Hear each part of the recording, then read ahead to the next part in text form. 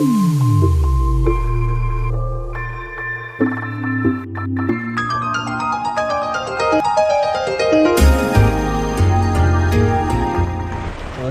अगर आप चाहते हैं कि हमारा भारत देश तरक्की करे, हमारे भारत देश का विकास हो और हमारा भारत किसी भी देश से कम ना रहे, तो इस वीडियो को शुरू से लेकर लास्ट तक जरूर देखें। दोस्तों, जरा सोचिए, हमारा भारत कभी सोने की चिड़िया हुआ करता था और हमारा भारत दुनिया का सबसे बड़ा देश था और दुनिया का सबसे ताकतवर देश भी था और हमारा भारत दिन ब दिन तरक्की करता हुआ आगे बढ़ रहा था। पर क्या हुआ, आज ना तो हमारा भारत सोने की चिड़िया ही रहा और ना बड़ा देश रहा, कई टुकड़ों में बट गया।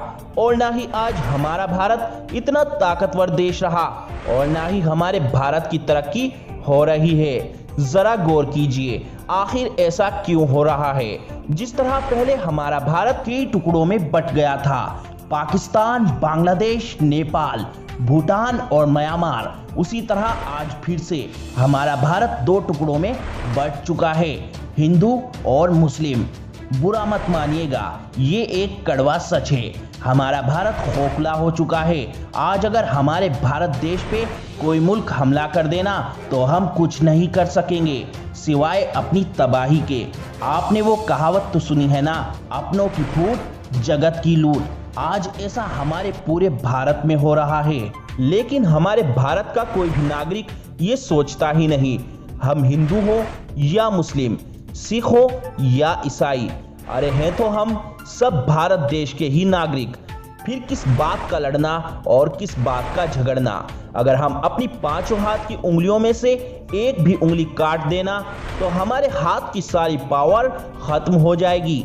भाई, क्यों काटते हो आप अपने हाथ की एक भी उंगली? एक उंगली भी तो हमारे पूरे शरीर का एक अंग ही है। फिर हमारे पूरे भारत के अंदर रहने वाले हिंदू, मुस्लिम, सिख, ईसाई हैं, ये भी तो एक हाथ की उंगली की तरह ही हैं। अगर अब तुम किसी भी मुसलमान भाई को, हिंदू भाई को, सिख भाई को, ईसाई भाई को भारत देश से अलग करते हो, उसमें नुकसान किसका होगा? आपका नहीं, पूरे भारत का नुकसान होगा। देखिए हमारी आपस की फूट का कैसे फायदा उठा रहा है अमेरिका, जापान, चीन। क्या आप जानते हो, जब आपस में लड़ोगे तो दूसरे लोग तो हमारी फूट का फायदा ही उठाएंगे। चीन 1 रुपए की चीज तैयार कर उसे भारत को 50 रुपए की, 100 रुपए की बेचती है। हमारा भारत इतना गया गुजरा है कि वो चीन से, जापान से सस्ती चीज को महंगे दामों में खरीदे। खुद नहीं बना सकता भारत कोई भी चीज, जरा सी चीज बनाने के लिए किसी ना किसी मुल्क की मदद ली जाती है। क्यों हमारा इतना बड़ा भारत देश एक भी चीज खुद नहीं बना सकता?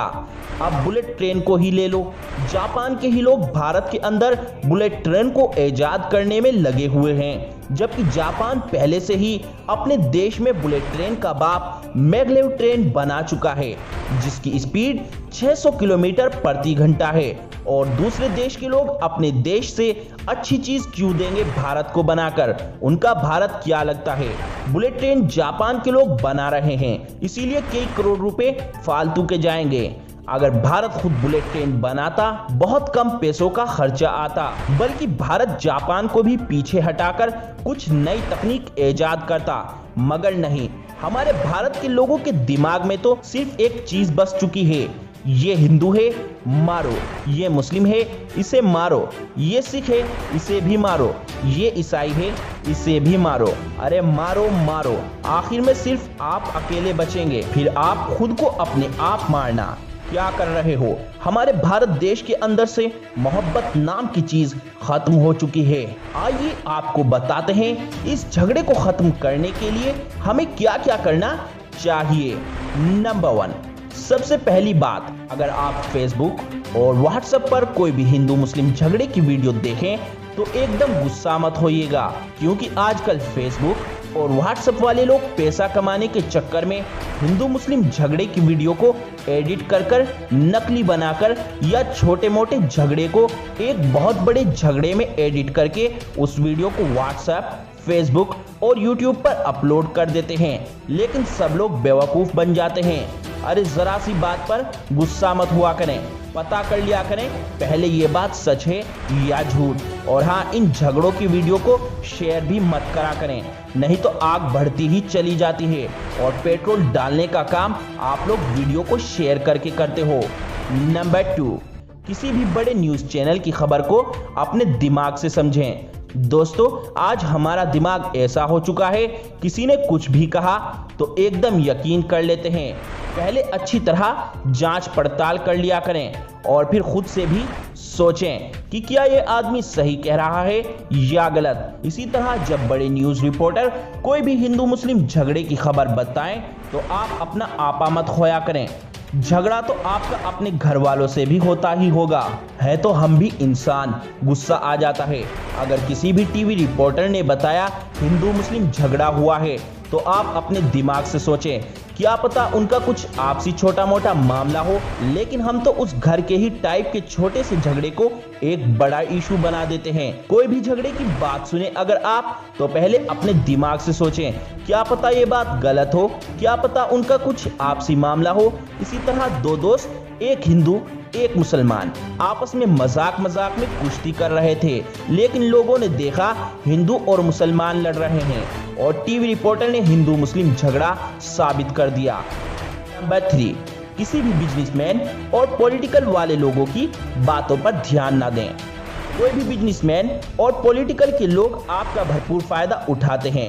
इलेक्शन करीब आए या बिजनेसमैन कोई भी कारोबार स्टार्ट करे, आप लोगों को मजहब के नाम पर टुकड़ों टुकड़ों में बांट दिया जाता है और आप इतने समझदार होते हैं कि मजहब के नाम पर टुकड़ों में बंट भी जाते हो। कोई भी मुसलमान भाई या हिंदू भाई या सिख भाई या ईसाई भाई, आपका कितना ही जिगरी दोस्त क्यों ना हो, लेकिन ऐसे टाइम पर आप उससे भी मिलना बंद कर देते हैं, जबकि आपके काम कोई भी पॉलिटिकल आदमी या कोई भी बिजनेसमैन नहीं आएगा। अच्छे बुरे वक्त में वही जिगरी दोस्त काम आएगा, आप ये भी भूल जाते हैं। मजहब के नाम पर वोट बिल्कुल ना डालें।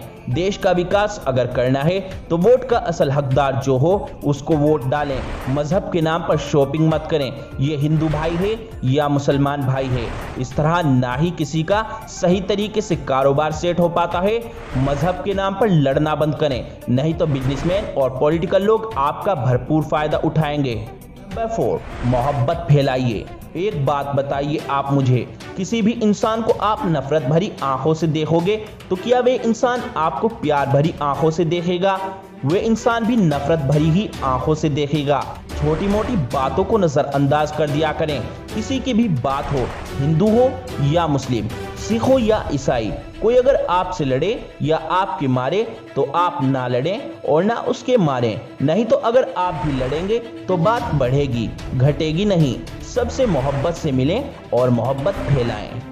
नंबर 5, कोई भी धर्म मजहब के नाम पर झगड़े को नहीं कहता।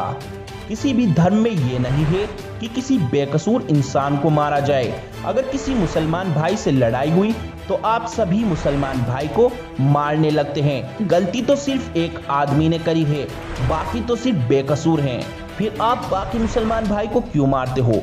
और अगर किसी हिंदू भाई का झगड़ा है तो मुसलमान भाई सभी हिंदू भाई को क्यों मारते हैं? गलती तो सिर्फ एक हिंदू भाई की है। अगर आप लोगों ने ये डिसाइड कर लिया जिस इंसान की गलती है सजा सिर्फ उस इंसान को दी जाए, तो कभी भी 100% कोई भी हिंदू मुस्लिम झगड़ा नहीं हो सकता है की भावना बिल्कुल ना रखें। अगर किसी भी हिंदू भाई ने या मुसलमान भाई ने या सिख भाई ने या फिर ईसाई भाई ने आपके किसी भी एक के घर वाले को मारा तो आप बदला ना रखें, आप उसके घर वाले को ना मारें, क्योंकि अगर आप बदला रखेंगे और बदले में उसके घर वाले को मारेंगे तो फिर उसके घर वाले आपके घर पर फिर हमला करेंगे, आपके घर वालों में से एक दो को फिर मारेंगे, तो फिर लड़ाई बढ़ती जाएगी और ये लड़ाई एक बहुत बड़े हिंदू मुस्लिम झगड़े में तब्दील हो जाएगी। अगर आप बदले की भावना नहीं रखेंगे तो 100% हिंदू मुस्लिम झगड़ा नहीं बनेगा।